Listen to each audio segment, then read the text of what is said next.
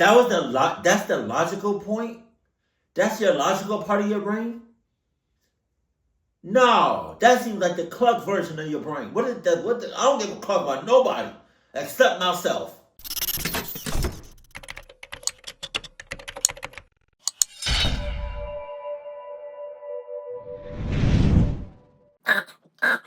Stop! No?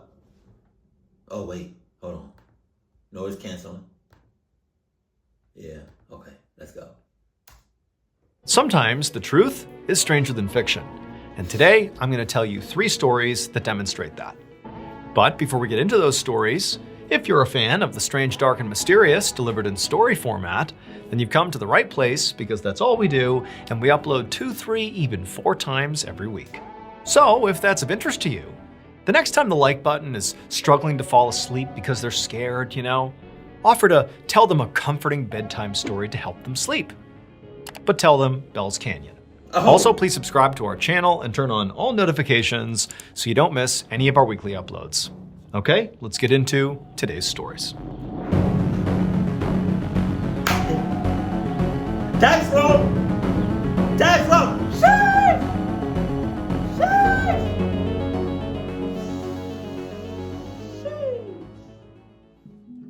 On the morning of Tuesday, July 13th, 1993, a middle-aged nurse named Sharon Dempsey hurried down the hallway of the Meharry Hubbard Hospital, which was in downtown Nashville, Tennessee. And as she went down the hallway, Sharon checked in every single hospital room because she was searching for a patient that kept disappearing from her room. What? When Sharon reached the end of the hallway, she looked into the last room, and there, inside, was the woman she was looking for. Her name was Mildred Lancaster. She was 69 years old, and she was sweeping the floor of another patient's room with a broom that Sharon knew she had taken from the custodian's cart. Sharon walked in, and she politely asked Mildred, what are you doing here? And Mildred turned to her and just said, oh, she was just doing her job. But she wasn't really doing her job.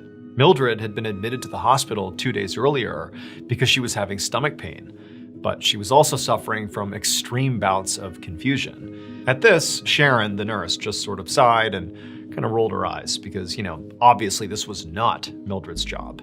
Mildred was a patient. She had been admitted to the hospital 2 days earlier, primarily because she was having stomach pain, but she also suffered from severe bouts of confusion, which is something she was witnessing right here. Her family had told doctors that, Mildred had spent most of her life being a housekeeper. And so when she would get confused, which, they saw plenty of times, she often would sort of default to thinking that she was back to being a housekeeper, even though, she was home or clearly not working. She would think she was working. And so when Mildred began demonstrating this kind of bizarre, disoriented behavior, there was some consideration to actually just physically restraining Mildred inside of her room to keep her from vanishing and, going and thinking she was a housekeeper somewhere. She could get into trouble or get hurt.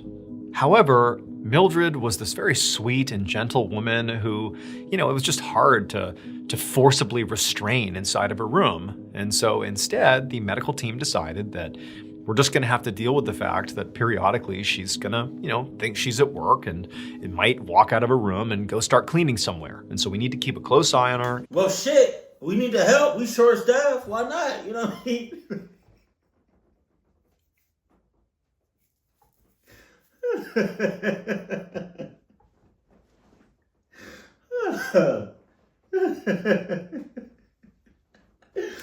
And keep her safe and just deal with her stomach pain and sort of manage her disorientation. And so in this moment, Sharon, the nurse, who's just found Mildred once again cleaning some room she was not supposed to be in, she just, followed their protocol and went in and kind of gently told Mildred, like, okay, put the broom down, come with me. And, Mildred listened and she led Mildred back to her room and Sharon continued going about her day. A couple of days later, and Sharon was doing her regular rounds through the hospital. And as she did, she went into Mildred's room, and once again, she saw the room was empty. Now, Sharon was actually just kind of annoyed at this point. She wasn't really concerned, because by this point, Mildred had done this, had, become disoriented and left to go clean or something so many times by this point that it was just kind of a hassle. But, Sharon just followed protocol and quickly left the room and began walking along the floor looking for Mildred so she could bring her back. But after searching the floor, she didn't find Mildred. And so after checking the whole floor again, but this time much more thoroughly, looking in every closet, every supply area, really searching the area and still not finding her, that's when Sharon began to panic. She began going to other nurses and doctors and asking them, have you seen Mildred? And remember, at this point, the whole floor is aware of what's going on with Mildred, but nobody had seen her, so nobody knew where she was. And so Sharon ultimately went and spoke to the higher-ups at the hospital and informed them what was going on here. And in turn, they launched this huge search all across the hospital, both inside and outside, to just go find Mildred and get her back.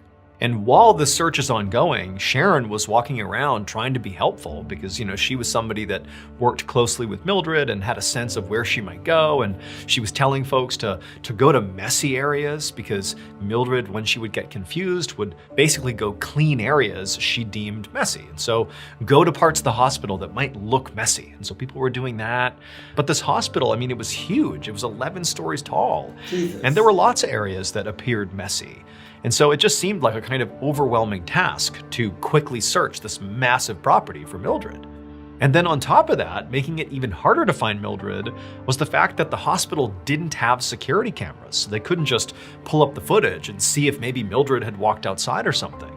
After about an hour of the search going on, when still they had not found Mildred and people were starting to wonder, are we even gonna find her at all? It was at that point that something new and really concerning happened. Sharon called Mildred's cousin to let her and the rest of Mildred's family know that Mildred was missing and that this time it was actually pretty serious that they hadn't found her. But as Sharon is breaking this news to the cousin stops her and says, well, wait a minute, I think I know what's going on here. Because apparently a few hours earlier, the cousin had gone to the hospital to visit Mildred. And when they got there and spoke to the receptionist looked up Mildred to see what room she was in. And on their system, it showed that Mildred had checked out of the hospital that morning. So she was not there. And so, of course, this big search for Mildred was not going to find her because she wasn't at the hospital. But this really made no sense to Sharon. It did logically make sense that if she checked out, that would explain why she wasn't here. But Mildred should not have been allowed to check out of the hospital. She still definitely was not well. Not just her confusion, but also the stomach pain she was having. She was still totally sick and should not have been discharged. But, the cousin was adamant that they actually left the hospital because they told them, Mildred's not here. There's no one to go visit. She's gone. She checked out. And so Sharon hung up with the cousin and quickly ran down the hall. So who checked her out? Herself? Or was it the cousin? Hold on. To go talk to the receptionist to see if it was actually true that Mildred had been discharged. And when the receptionist looked it up, sure enough, it was true. Mildred had checked out. And so at this point, Sharon, she could not believe what she was hearing. This didn't make sense. And so Sharon, kind of not knowing what to do next, she walked away from the receptionist and she just walked over to the window that looked out to the front of the hospital. And she was just standing there wondering what she should do. And as she was standing there, she was just looking outside kind of absent-mindedly. And she saw all these cars whizzing by, all these busy streets out there. And she suddenly had this thought, well, wait a minute, what if Mildred, in her confused state, went to the front desk and somehow talked her way out and got discharged and has now wandered out into the streets? And what if she's gotten hit by a car or something? This could be an emergency. I have to do something. And so Sharon's first thought was, I got to call the police. And so not long after this, after Sharon did call the authorities, the police arrived at the hospital and they arrived along with search dogs. And one of the search dogs almost immediately picked up Mildred's scent by one of the front doors of the hospital. And the dog led its handler down the street, which seemed to confirm that Mildred really had left the hospital. And so officers would search a full square mile around the hospital, and they even got a helicopter to begin flying overhead. And the search went on for days. But nobody found Mildred. There was no sign of her. She just disappeared. Until almost 2 weeks later. On Wednesday, July 28th, so 13 days after Mildred went missing, a security guard walked into a construction site on his daily patrol. And at the very edge of this site, he noticed there was a long, thin hole in the ground that was about 5 feet deep that had been dug to lay some pipework. But when the security guard just happened to walk over and look down into the hole, He gasped because he saw Mildred. Ow! It would turn out, on the day Mildred disappeared, she did become very confused, and she believed she was once again a housekeeper, and she went out, left her room to go do some work. And so Mildred just began wandering around the hospital for quite a while, and surprisingly, nobody stopped her, even though she had left the floor that she was supposed to be on. But she was just such a pleasant person and so nice that she just kind of passed by people and nobody said anything. Oh. And after wandering around for quite some time and going in and out of different places and up and down flights of stairs, she eventually found this construction site.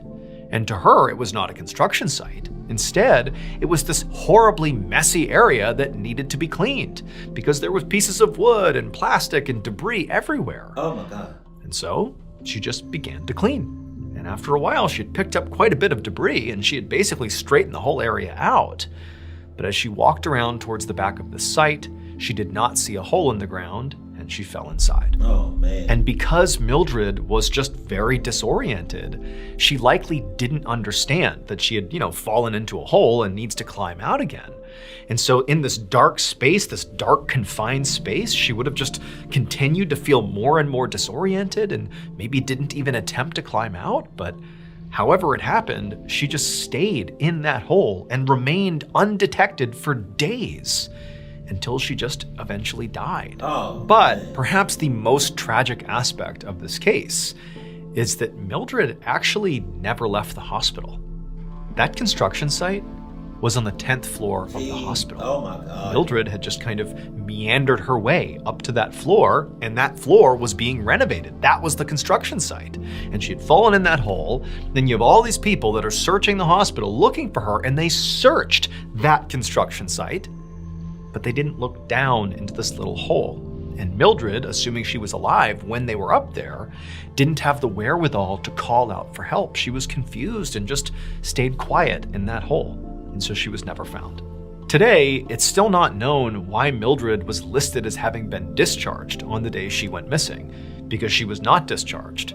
Some people say maybe it was added into the system by mistake, or perhaps it was just a glitch in the system, but however it happened, it was just an anomaly. And then also the police dog that found Mildred's scent that took the authorities away from the hospital, that's also anomalous. We don't know how or why that happened. Ultimately, Mildred's family would sue the hospital for $13 million in damages, but eventually they dropped the case. To be fair, the family did tell the hospital about Mildred. BetterHelp is the paid partner of today's.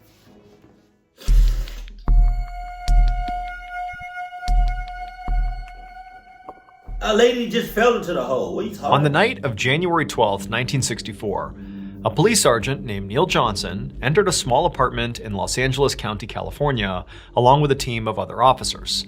And basically, as soon as they walked inside this apartment, they were hit with this blast of hot air and also a just terrible smell. And very quickly, Sergeant Johnson and the others recognized where the smell was coming from, because on the couch was a man who was clearly dead and decomposing. Jesus. So Sergeant Johnson and the rest of the police officers had been called here by this building's landlord. The landlord had gotten complaints from some other tenants about this awful smell coming from this specific apartment. So they'd come to check it out and, mystery solved. There was a dead person in here. And based on the information they'd already gotten from the landlord about who was renting this apartment, the police already suspected that they knew exactly who this man was. The tenant of this apartment, the sole tenant, was a 38-year-old man named Eugene Meadows. And he'd actually just moved into this apartment only 6 days ago. And on top of, living in this new apartment, Eugene also was just kind of new to the area. He'd moved here from about 8 hours away for a new job. So realistically, there was a good chance he didn't really know anybody in the area. Sergeant Johnson and a few other officers walked over to the couch to take a closer look at Eugene's body. And pretty much right away, they could tell two things. One, it was pretty clear Eugene had not died recently. He had died maybe at least a couple of days ago, so he'd been sitting here for some time. And the other thing they noticed was very clearly there was a bullet hole in the back of his head. But as Sergeant Johnson began looking around the apartment for more clues, he realized that the bullet hole really didn't make any sense. Because first of all, the whole apartment was very neat and very clean. was no sign of a robbery or a struggle or a break-in. Plus, the landlord had told Sergeant Johnson that when he had first come to check on Eugene after the initial reports of a bad smell coming from his apartment, the landlord had found that the apartment door was locked from the inside.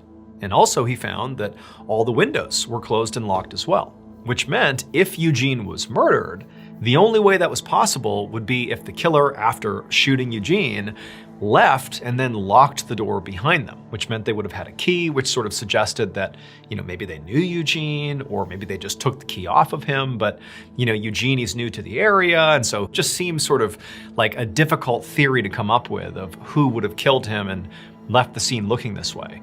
But the alternative to murder, perhaps that Eugene took his own life, also didn't really seem possible. Because number one, they couldn't find a gun. There was no gun in the apartment. Certainly not a gun that was near Eugene.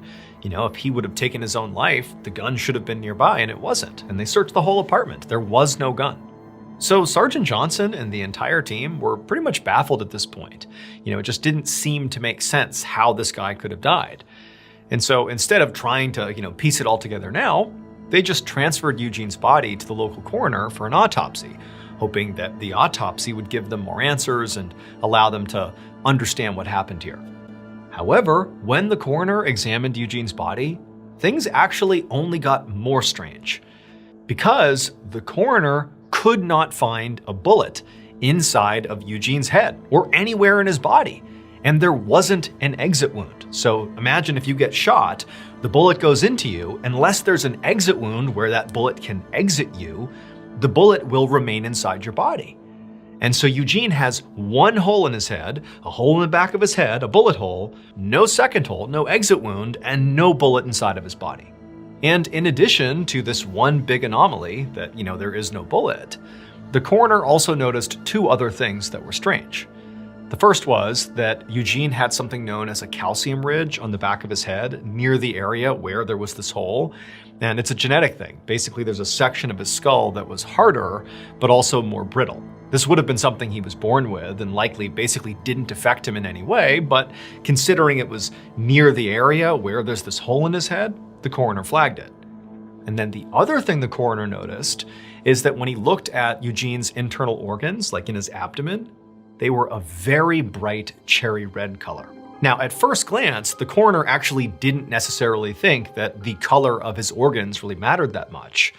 But as the coroner really just could not make sense of how Eugene actually died, he began to go back to the color of the organs, and he thought of something. And so he went to the police and he asked Sergeant Johnson to, just in case, go back to Eugene's apartment and check for this one very specific thing. If it's there, it explains this whole thing. And sure enough, Sergeant Johnson and the police, they went back to Eugene's apartment and they found the thing that the coroner suspected would be there. And it did explain the whole mystery. And it turned out what happened to Eugene was not even close to what Sergeant Johnson originally suspected. Eugene was not murdered, he was not shot in the head, nor did he take his own life. In fact, there was no shooting. He was not shot to death either by himself or by somebody else.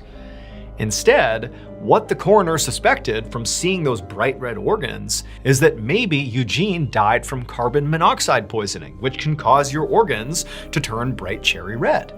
And so when they went to his apartment, they discovered his heater was leaking and it was emitting poisonous carbon monoxide gas. And so the mystery of how Eugene died was solved. He died from carbon monoxide poisoning. But how he got this hole in his head is a whole other story. After Eugene passed out on his couch from this poisoning, the gas caused his brain to swell. And because he had that calcium ridge on the back of his head that he was born with, that's that harder but more brittle part of his skull, well, as his brain continued to swell, it eventually broke through that calcium ridge and basically his head exploded. His brain blew out the back of his head, giving the impression that he had been shot.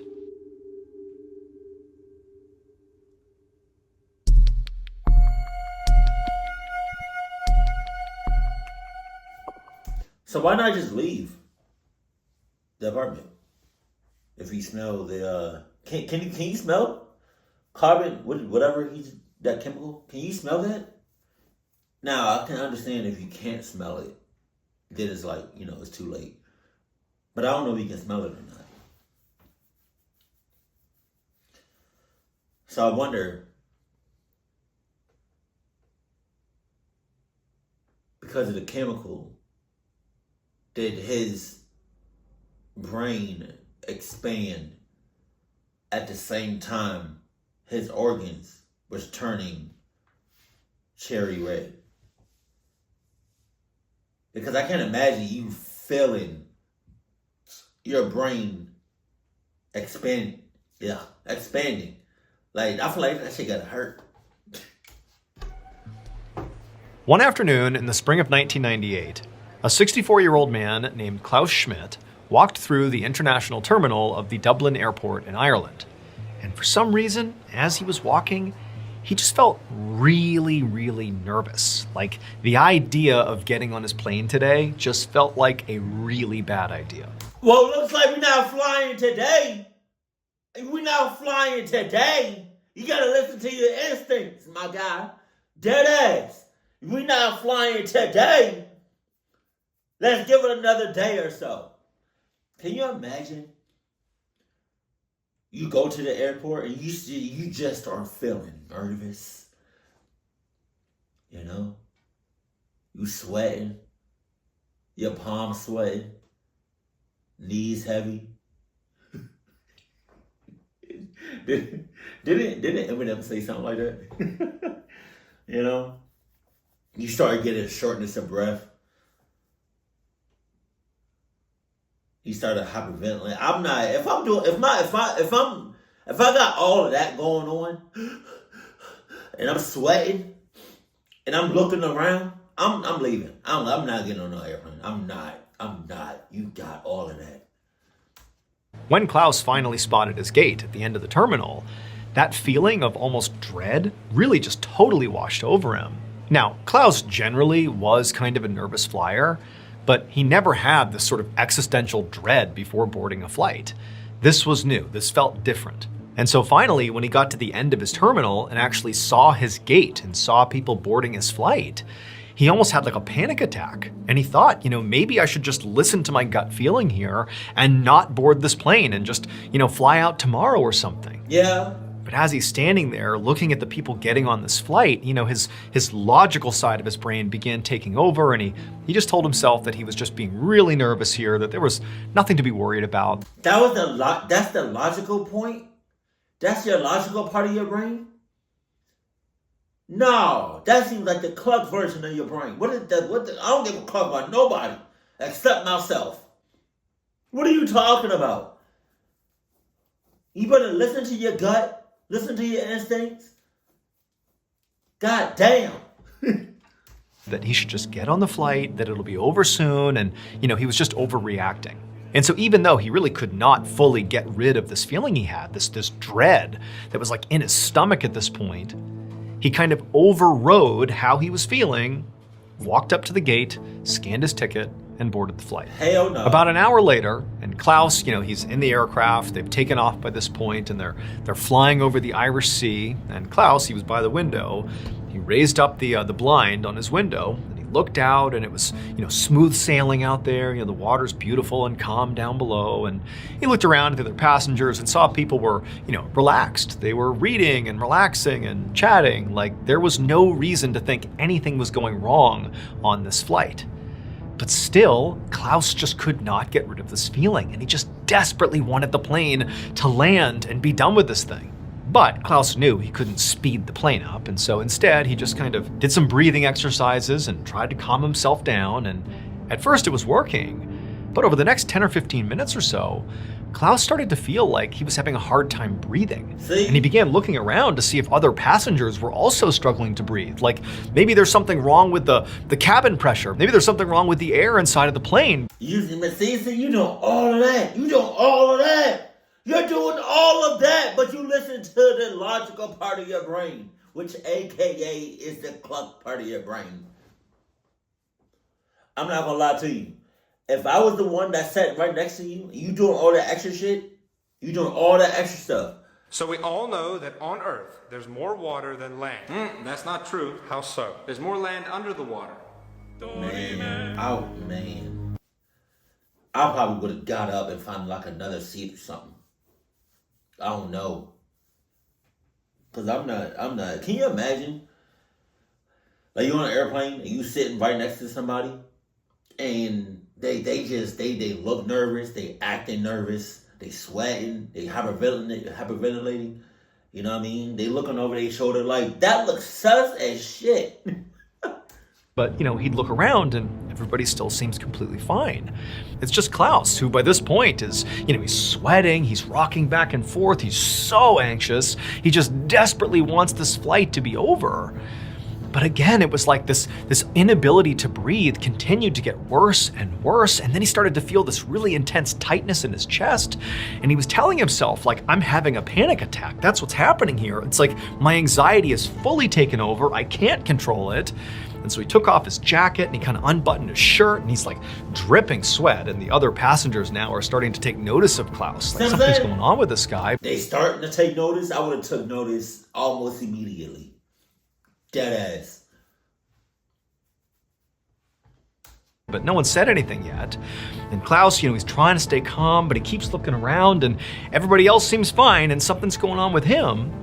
And then that tightness in his chest, it got so bad that Klaus realized that this likely was not anxiety. He could be having a heart attack. And then as soon as he realized that that likely was what was happening to him, it was like all of his symptoms got 10 times worse.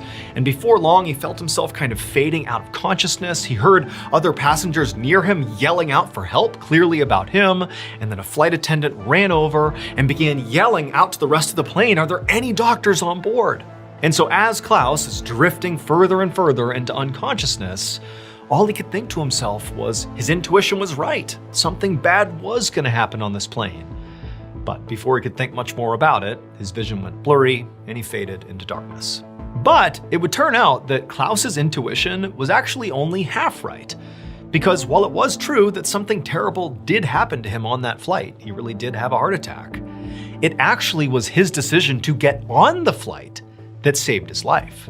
Because this particular flight was carrying 40 heart specialists home from an international cardiology conference. Wow. And they had samples with them of a brand new heart drug that was not yet available to the public. So when Klaus had his heart attack and the flight attendant began calling out for a doctor, well, the 40 doctors all shot their hands up in the air, and one of them rushed over and literally just gave Klaus this new medication that saved his life. Okay. What are the odds of that? Thank you so much for watching. Let me know what you thought of today's episode in the comments. And remember, we have hundreds of videos for you to binge right now. But if you're looking for a recommendation from me of that one video that's worth your time, well, it's this one right here. So give it a watch. All right, until next time, see ya. I hope he listened to his gut, his instincts from here on out. Please, please. Because what are the odds of that happening again? 40 doctors? That's crazy. Thank God that it worked out, but I just, what are the odds? Like, come on. Oh, it fell out. Yeah, that goes with anything. If he feels some type of way, if he about to go to work, if he about to get in the car, road trip, go on a cruise, or if you coming back from somewhere and you're trying to go home and you're in your driveway and you start to feel a certain way, like maybe you shouldn't go in the house right now, that goes with anything. I'm glad, everything worked out, but did it work out? Hold on. Hold up. Okay, it did. Okay, he good. He good. Yeah, no, I really hope he listens to his intuition and his gut feeling next time, because I don't know if you're going to get that chance again, my guy. Keep it cool, keep it classy, and I love you. Stay happy, my family.